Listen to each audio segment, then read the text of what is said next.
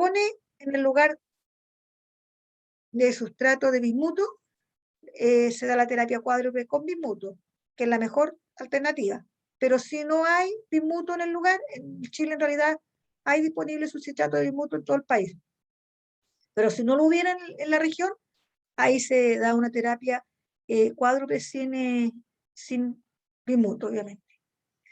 Aquí les quiero mostrar el seguimiento que se ha hecho en la región, en distintas regiones de Chile con respecto a la resistencia antibiótica. Por ejemplo, la resistencia a claritromicina, ya en Antofagasta es del orden del 26%. En la región del metropolitana tenemos un 29,2% y en la región más al sur de mi país un 40% en la Araucanía. ¿Qué nos está indicando esto? Que en todas las regiones donde se ha estudiado la resistencia a claritromicina es superior al 15 o 20%, lo que significaría que la triple terapia, es decir, la terapia que incluye claritromicina, ya estaría obsoleta, ya no serviría. No sé por qué se ven unas flechitas de colores, pero bueno, no importa.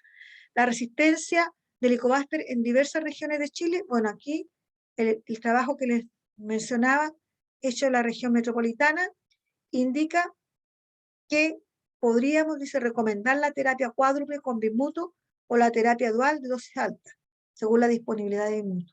Es decir, ya nos recomienda la terapia triple estándar.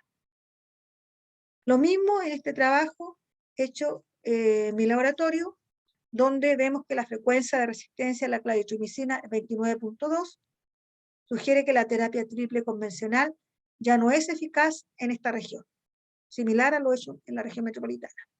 Y acá, la prevalencia de la infección, bueno, este trabajo, la prevalencia de la resistencia, perdón, a la claritromicina del 40%, y miren, muy alta también a levofloxacina y a metronidazol.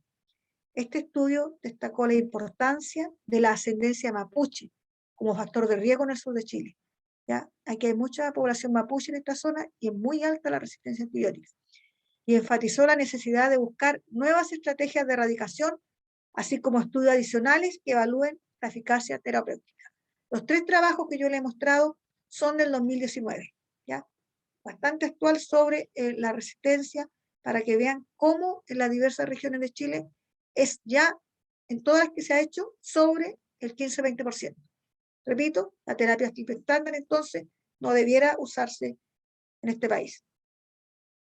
Y aquí les doy algunos datos de la resistencia antibiótica en el Helicobacter pylori, en la región del Biobío, que es la región donde yo vivo, ¿ya? Siguiendo la pista, ¿ya? ¿Por qué?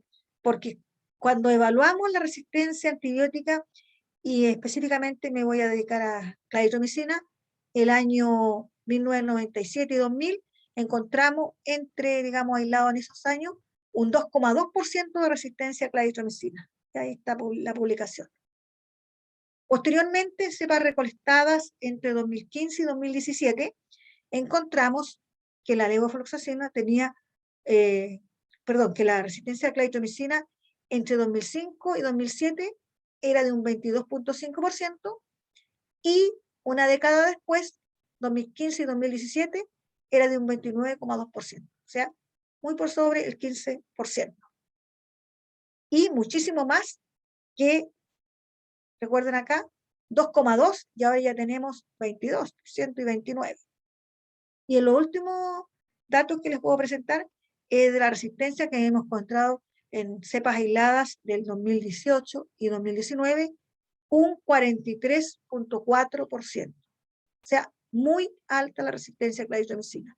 Estos son los últimos datos, puesto que el año pasado, el 2020, no tenemos datos, ya que no trabajamos por la pandemia, no se trabajó, así que no tenemos datos, lamentablemente. Pero aquí les quiero mostrar esta tabla que me parece importante, porque si vemos la resistencia a claritromicina y metronidazol entre 2005 y 2007 era de un 12,2%, o sea, simultáneamente una cepa era resistente a esos 2 antibióticos. Una década después, un 18%, es decir, un aumento en la frecuencia de aislamiento de cepas a 2 antibióticos resistentes significativa, un 5,8%, o sea, significativa. Y cuando lo vemos para la triple, para 3 antibióticos, claritromicina, levofloxacina y metronidazol era de 2,2% el año entre el 2005 y 2007, subió al 12,5% entre cepas aisladas del 2015 y 2017, lo que implica un aumento en la frecuencia de aislamiento de cepas simultáneamente resistentes a estos 3 antibióticos, que son muy importantes también para tratar a esta bacteria, de un 10,3%. Y eso es una diferencia altamente significativa. No solamente significativa, altamente significativa. Y ya tenemos cepas, aunque menos mal, no muy alto todavía, pero preocupante, amoxicilina, claritromicina, levofloxacina y metronidazol. Ya el último trabajo indicó un 2,8% de resistencia simultánea a los 4 fármacos. Ahora, ¿cómo se genera la resistencia a los diversos antibióticos utilizados en el tratamiento contra el Helicobacter pylori? Bueno, primero, claritromicina, antibiótico clave. El mecanismo de acción es inhibir la síntesis proteica. Actúa a nivel de la subunidad mayor de la subunidad ribosomal 50S y se inhibe la síntesis proteica, la bacteria muere. Pero ¿qué pasa con la bacteria? Como todo ser vivo, quiere seguir viviendo, ¿no es cierto? Entonces, a la larga genera un mecanismo de resistencia. Y es así como aparecen diversas mutaciones puntuales en el gen que codifica para el ARN ribosomal 23S, y eso hace que la bacteria finalmente se torne resistente. Ya se han identificado varias mutaciones, ¿ya? Y en cada región igual uno debiera estudiar sus mutaciones, porque por ejemplo nosotros hemos encontrado algunas de las que más se dicen en literatura, pero también parece que hay algunas que no han sido detectadas en otros lugares. Por lo que también, a través del RFLP, la técnica de RFLP, uno puede describir las mutaciones asociadas a la resistencia a claritromicina en su región. El metronidazol tiene un mecanismo diferente. Este es un antibiótico que profármaco. Al ingresar a la célula bacteriana, lo toma la nitroreductasa, que se llama RDXA, ¿ya? Y lo reduce. Y al reducir el metronidazol se generan productos intermediarios, ¿ya? Y finales que, como radicales libres de oxígeno, peróxido de hidrógeno, entre otros, y eso produce daño en el ADN y finalmente la muerte de la bacteria. Bueno, también vemos que hay alta resistencia a metronidazol. ¿Y cuál es el mecanismo en este caso? Mutaciones en el gen RDXA, que codifica, ya les decía, para esta nitroreductasa. Pero además de estas mutaciones, se ha visto que hay mutaciones a nivel del gen que puse acá en asterisco, FRXA, porque también sería importante la activación del metronidazol en el interior de la célula. Y mutaciones a ese nivel, si le sumamos las mutaciones en el gen RDXA, bueno, la bacteria se hace en realidad bastante resistente al metronidazol. A la amoxicilina, a nivel mundial hay poca resistencia a este antibiótico. El mecanismo de acción es un beta-lactámico, actúa a nivel de las proteínas que unen penicilina, las PDPs, ¿ya? Y actúa muy bien, digamos, y tiene buena acción, pero hay cepas ya que también, aunque bajo nivel, hay resistencia a este antibiótico por mutaciones en la secuencia aminoácidica de la proteína de unión a penicilina, específicamente la PDP1. Es esa la que está asociada al mecanismo de acción de la penicilina. Se han encontrado también mutaciones a otro nivel, como en una timina 593, pero lo más importante es la resistencia dada por la mutación en el gen que codifica para la PDP1A. Con respecto a la levofloxacina, esta es una quinolona y actúa inhibiendo o bloqueando la replicación del ADN. Y el mecanismo de resistencia que tiene la bacteria está dado por mutaciones en la región QRD, que es la región que determina la resistencia a las quinolonas, ¿ya? Así que, como ven, cada uno de los antibióticos tiene su acción, pero a la larga la bacteria genera resistencia. La tetraciclina, su mecanismo de acción es bloquear la síntesis proteica, pero esta actúa a nivel de la subunidad menor, la subunidad 30S. Y por lo tanto, el mecanismo de resistencia está dado por mutaciones justamente a nivel del gen que codifica para el ARN ribosomal 16S de la subunidad pequeña. Y hay hartas mutaciones que se producen, pero no es el caso. Entonces, a la tetraciclina en general tampoco se reporta mucha resistencia, ¿ya? Así que, junto con la amoxicilina, al parecer no sería tan preocupante todavía. Bueno, con respecto a nuevas estrategias de tratamiento para la erradicación del Helicobacter pylori, si pensamos que efectivamente el antibiótico clave, que es la claritromicina, ya no está siendo muy útil. Entonces, ¿qué hacer? Bueno, decir primeramente que no se han generado nuevas drogas antibióticas. En los últimos años se han dado esa situación, que no se han generado nuevas drogas antibióticas. En los últimos años se han desarrollado diferentes combinaciones usando los antibióticos conocidos. Es así que aquí tenemos unas tablas que nos muestran las diversas terapias de erradicación. Son varias, pero he seleccionado esta, la terapia cuádruple, sin bismuto concomitante, de primera, digamos, preferencia, y la terapia cuádruple con bismuto. Dentro de las alternativas tenemos la terapia dual de alta dosis. Este trabajo del 2019. Pero igual si uno empieza a buscar otros trabajos, igual recomiendan como primera alternativa o primera, ¿no es cierto?, tratamiento, la terapia cuádruple con bismuto, la concomitante y la dual. Es decir, se repiten a las más recomendadas las mismas. ¿Por qué? Porque simplemente combinar de distintas formas los fármacos ya disponibles, porque no se han generado nuevos fármacos, nuevos antibióticos contra el Helicobacter pylori. Nuevos antibióticos específicamente no se han generado, porque ya les decía que hay que combinar un antibiótico con un fármaco que ayude a la supresión ácida del estómago para que el fármaco antibiótico pueda actuar bien. Entonces, aquí tenemos que la terapia cuádruple con bismuto, que, para recordar, incluye un IBP, un inhibidor de la bomba de protones, sale del bismuto, tetraciclina y metronidazol.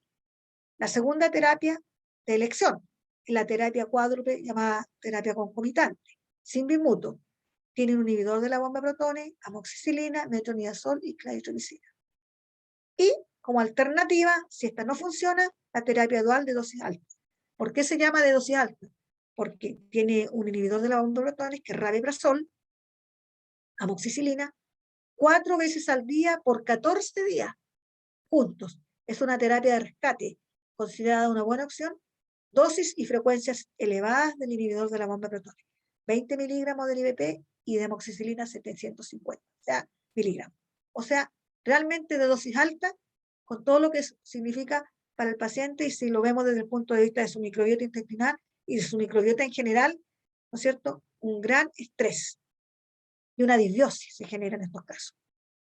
Pero sí, con respecto, pese a que no hay nuevos antibióticos, sí hay algunas novedades con respecto a los antisecretores. El ilaprazol, que es de la misma familia que los inhibidores de la bomba de protones, pero ha demostrado en estudios preclínicos una vida aérea más prolongada y mayor supresión ácida, ¿ya? Entonces es una buena alternativa. El vonoprazan, que es muy prometedor, ¿por qué? Se usa ya. Es un potente antisecretor, primer fármaco del grupo de los PK. Actúa inhibiendo la unión del potasio a la bomba de protones. Así tiene un mecanismo distinto que el IBP, ¿ya? Y ha mostrado ser significativamente superior a los inhibidores de la bomba de protones en tratamientos triples de primera y de segunda línea. Y el tegoprazan, que también es del grupo PK, pero le faltan estudios en humanos para valorar su efectividad. Entonces aquí lo novedoso es el ilaprazol y el vonoprazan, ¿ya? Que serían mejores en estos minutos como antisecretores, con respecto a lo que ya está disponible, ¿verdad? Bueno, en búsqueda, digamos, el panorama no se ve muy alentador, pero por eso hay que estrategia de buscar nuevas alternativas de prevención y tratamiento. Y son muchísimas. Plantas, vacunas, péptidos, fototerapia, polisacáridos, microorganismos, miel y propóleo, mucina gástrica, hongos, probióticos. En mi laboratorio hemos trabajado con diversos de ellos, plantas, vacunas, péptidos, miel y propóleo, y el más exitoso hasta la hora, y llevamos más tiempo trabajando, fue 16 años en realidad, los probióticos. Hemos desarrollado un probiótico para prevenir la infección por Helicobacter pylori, que es muy efectivo. También hemos extraído compuestos de fuentes naturales, de semisíntesis y de síntesis, como del propóleo, del resveratrol, de uvas y vinos, desde procyanidina naturales y derivadas semisintéticas, a partir de Bunera tinctoria. También hemos aislado compuestos con una potente actividad anti-Helicobacter, de hidróxido marina, secreción de la rana chilena, algunos péptidos. Es decir, hemos buscado distintas estrategias de fuentes naturales, les repito, de semisíntesis y de síntesis para combatir a este microorganismo. Entonces, ¿qué podemos decir como conclusiones? La resistencia a antibióticos de primera línea en el Helicobacter es alta en poblaciones de América Latina, incluyendo Chile. La disminución de las tasas de erradicación del Helicobacter con la triple terapia ha llevado a la mayoría de las guías de tratamiento a nivel mundial a recomendar la terapia cuádruple a base de inmuno o la terapia concomitante, ¿ya? Como el mejor régimen empírico inicial. Si no se va a hacer, ¿no es cierto?, antibiograma, si no se va a hacer, que el laboratorio de microbiología no hace este examen, porque ya les digo, no es de rutina, quedarnos con estas dos terapias, pero ya no la terapia triple estándar. En Chile en general, por ahora sería recomendable como primera línea la terapia cuádruple con bimuto, si estuviera disponible, y está en realidad, y como terapia alternativa o de rescate, la terapia dual de dosis alta. Es necesario revisar continuamente los patrones de resistencia del Helicobacter a nivel nacional para seleccionar las terapias empíricas adecuadas. Eso para mí es fundamental, esta cuarta conclusión. Hay que estar revisando, no podemos quedarnos con las guías, por ejemplo, que en Chile están del 2013, porque ya rápidamente uno se da cuenta que van cambiando los microorganismos y en los últimos tiempos eso se nota, parece que se nota más que antes. Entonces, tal vez mayor uso de antibióticos o exactamente uno no sabe cuál es el motivo, pero es más rápido. Los microorganismos pareciera que se hacen más rápido resistentes a los antimicrobianos. Bueno, finalmente algunas proyecciones. Las opciones bajo investigación incluyen la sustitución de un IBP por vonoprazan, la adición de probióticos y el desarrollo de vacunas. Se necesitan enfoques verdaderamente novedosos para erradicar este microorganismo. Eso está claro. Hay que ser ahí muy ingeniosa para ver cómo los eliminamos. Bueno, en eso estamos tratando nosotros como laboratorio de contribuir. Un alto porcentaje de cánceres gástricos está relacionado a la infección por Helicobacter pylori. Su erradicación para su prevención es rentable en comunidades con alto riesgo de este cáncer. Su mortalidad continúa siendo alta porque la mayoría de los casos son incurables en el momento en que se realiza el diagnóstico. Eso avala completamente, ¿no es cierto?, estar haciendo diagnóstico en forma sistemática. Esto sugiere la necesidad de programas de vigilancia apropiados, mejoras en las regulaciones antimicrobianas, aumento del conocimiento y concienciación pública, lo que estamos haciendo ahora, ¿no es cierto?, tratando todo de alguna u otra manera colaborar los que estamos involucrados en esto sobre la conciencia pública. La prevención pareciera ser la forma más adecuada para avanzar. Muy bien, muchas gracias por escucharme. Muchas gracias, tengan buenas noches. Mi nombre es Adriana Schultz y ahora procederemos al espacio de las preguntas. La primera pregunta es que querían saber cuál es su opinión en cuanto al uso de probióticos para aumentar la tasa de erradicación, ya sean las terapias duales, triples o cuádruples. Ya, bueno, como les comentaba, nosotros hemos desarrollado probióticos para la prevención de la infección, que es otra cosa, prevenir, porque como dice el dicho muy sabio, prevenir es mejor que curar, porque el Helicobacter, una vez que ya está establecido en la mucosa gástrica, es muy difícil eliminarlo. Ya vemos que con 4 fármacos, incluso así, puede no erradicarse, pero sí el probiótico para la erradicación en conjunto con antibióticos contribuiría a que sea menos potente el tratamiento, es decir, hacerlo más llevadero para el paciente. ¿Por qué? Porque contribuye a equilibrar la microbiota que está siendo, ¿no es cierto?, muy alterada por los antibióticos, una disbiosis. Entonces, ahí en ese caso, al combinar estos antibióticos con el probiótico, lo que ayuda al probiótico va a ser más tolerable y que aumente la adherencia del tratamiento y tratar de contribuir a la eubiosis, es decir, al equilibrio de la microbiota gástrica. Y no solo de la gástrica, porque el disturbio de la microbiota es a nivel generalizado, tomando 3 o 4, ¿no es cierto?, 3 fármacos, porque el otro es un inhibidor de la bomba protónica. Eso sería, por una parte. O prevenir, que es lo que a mí me preocupa más todavía, prevenir la infección, pero ya que está, y está difícil de tratar, varios médicos acá asocian con el probiótico para hacer más tolerable la ingesta, ¿no es cierto? Este tratamiento tan potente, tan agresivo. Gracias. La siguiente pregunta sería en cuanto a la carcinogénesis. Si usted considera que el uso de vitamina C y E podrían ayudar a disminuir el estrés oxidativo generado por la infección de Helicobacter pylori, que podría estar relacionado a su carcinogénesis. Y que En si, realidad, perdón, sí, sí, Carmen. y que si este probiótico solo es para la prevención o si es útil al agregarlo a la terapia dual, triple o cuádruple. Bueno, esa pregunta, ¿no es cierto? La segunda parte ya está contestada con lo que dije, que sí es útil para la prevención, pero si ya Sí. está el microorganismo, hay que asociarlo. Hay que asociarlo con los tratamientos antibióticos. Con respecto a la vitamina C, yo sería muy cuidadosa.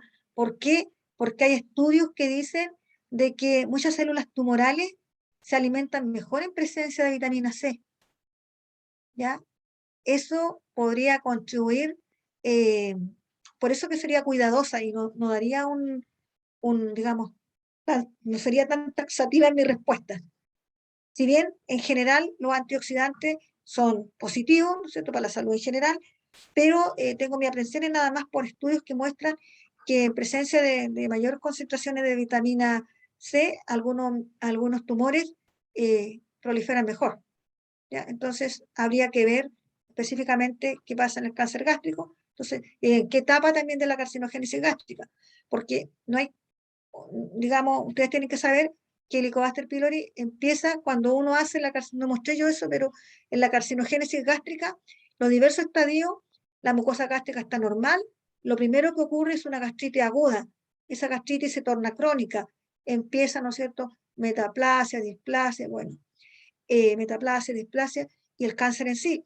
Entonces, la bacteria participa en las primeras etapas de la mucosa gástrica normal, empieza a generar problemas, pero en los últimos estadios, ya en el cáncer mismo, se aísla muy poco la bacteria, porque a la bacteria esta no le gusta un ambiente tisular que no está bueno, le gusta cuando la mucosa gástrica está indemne, y ella prolifera y hace el daño ahí, pero cuando ya está el daño, incluso se recomienda a los endoscopistas que no tomen la muestra de la misma lesión de la zona, sino aledaña, para que tomen tejido mejor, un mejor tejido, porque un tejido con mucho daño ya no lo van a encontrar la bacteria. ¿Ya? Esas son precauciones que uno recomienda a los que toman la muestra. E incluso acá algunos gastroenterólogos usaban un compuesto que tiñe la mucosa gástrica de un color azul. No me acuerdo en este momento el nombre, pero tiñe, entonces ellos saben perfectamente, lo ingiere el paciente antes de tomar la biopsia, y ellos saben entonces dónde está la lesión y de dónde tomar la muestra.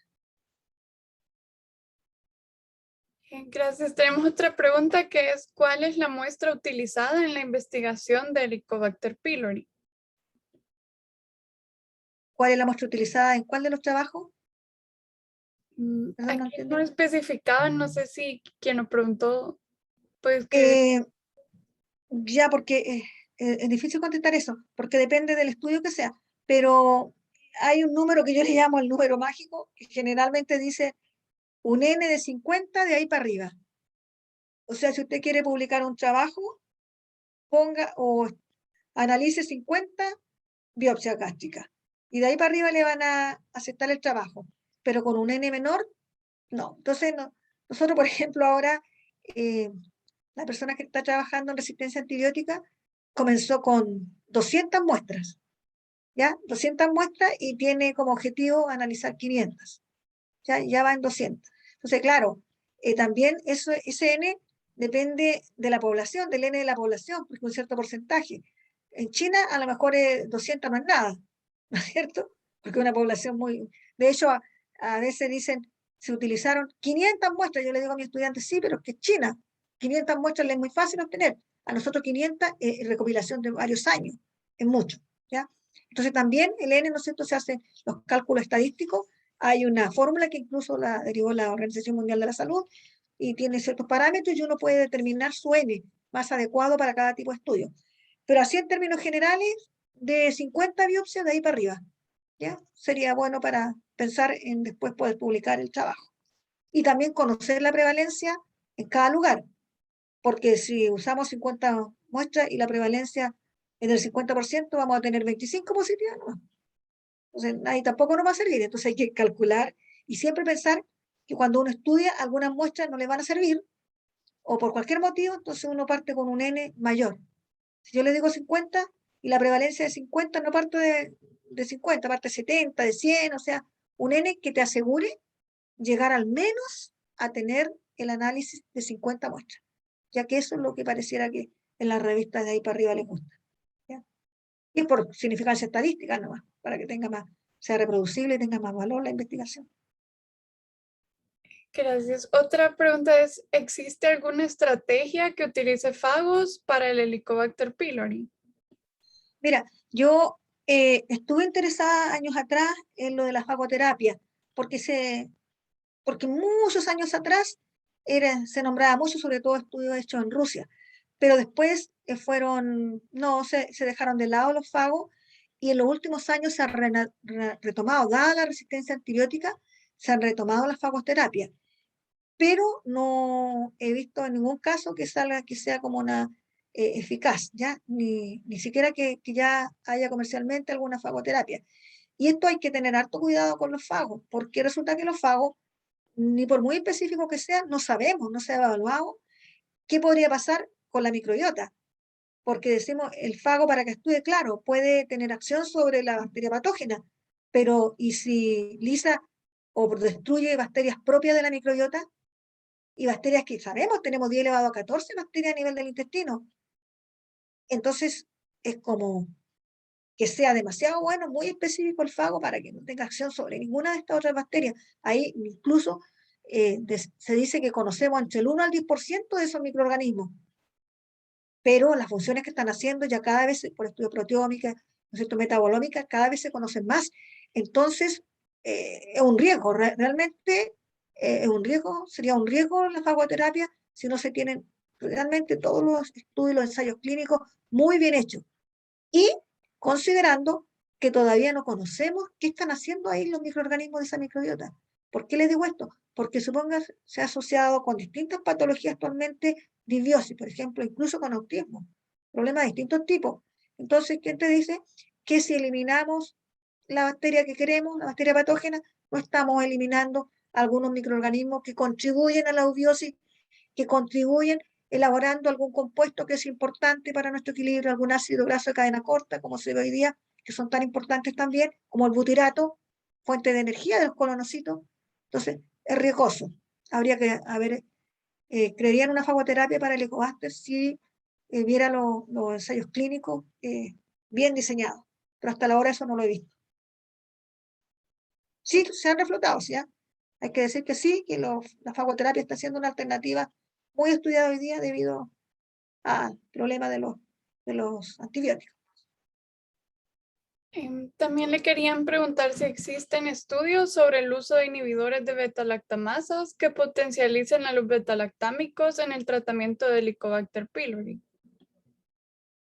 Es que no lo he visto porque en realidad tampoco sería necesario, porque beta-lactámico, en este caso se usa amoxicilina y anda bastante bien. La amoxicilina prácticamente no hay resistencia a ella, ¿ya? Entonces no sería necesario.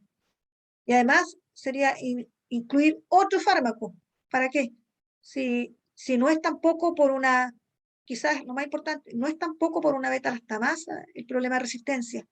En las pocas cepas que son resistentes a amoxicilina es por una mutación a nivel de la P1A, ¿ya? Y por último, quería preguntarle si existen alimentos asociados a mayor riesgo de infección por Helicobacter pylori. Eh, bueno, ahí es una pregunta que podría ser fácil y difícil. ¿En qué sentido? En principio, no se conoce exactamente cómo la bacteria llega al organismo. Sí se sabe, que hay estudios que así lo avalan, que vía ciertos alimentos, como por ejemplo verduras, y también por aguas contaminadas. Pero estudio de los últimos años, en el cual el grupo que dirijo ya ha publicado varios trabajos entre el año pasado y este año, hay levaduras portadoras de Helicobacter, ¿ya? Entonces, levaduras que son bastante más resistentes a las condiciones ambientales que llevarían el Helicobacter y este podría ingresar a nuestro organismo vía una levadura, ¿ya? Entonces, sí, y si esa levadura está en un alimento, porque hay varios alimentos en los cuales hay levadura en forma normal, sería un riesgo, ¿ya? Entonces nosotros, de hecho, ya hemos publicado trabajo en ese tema, de cómo las madres podrían transmitir levaduras portadoras del Helicobacter a su recién nacido. Y también hay trabajo de otro grupo, hay dos grupos a nivel mundial potentes en esto, que es un grupo iraní, que fue el primero que lo describió, y nosotros en segundo lugar, presencia de levaduras con Helicobacter en distintos alimentos, ¿ya? Entonces, en ese sentido, sí el alimento podría ser transmisor, pero no porque tengan el Helicobacter en sí, sino la levadura, y ahí llegar el alimento a nuestro organismo y se libera en el estómago, y ahí el Helicobacter coloniza, como lo hace muy bien, con todos esos factores de virulencia que tiene, la capacidad de neutralizar el pH ácido, en fin, potentes adhesinas y muchas otras cosas. Bueno, muchas gracias. Queremos dar un agradecimiento especial a la doctora García por su importante participación con el tema siguiendo la pista de la resistencia a los antibióticos en el Helicobacter pylori, y a todos los asistentes por participar en esta actividad, esperando que haya sido enriquecedora. Los invitamos mañana a la ponencia Resistencia en Bacterias Antárticas, que sabemos, por el doctor Gerardo González. Y recordemos, corre la voz, frena la resistencia a los antimicrobianos. Buenas noches. Muy bien, buenas noches y muchas gracias por la invitación.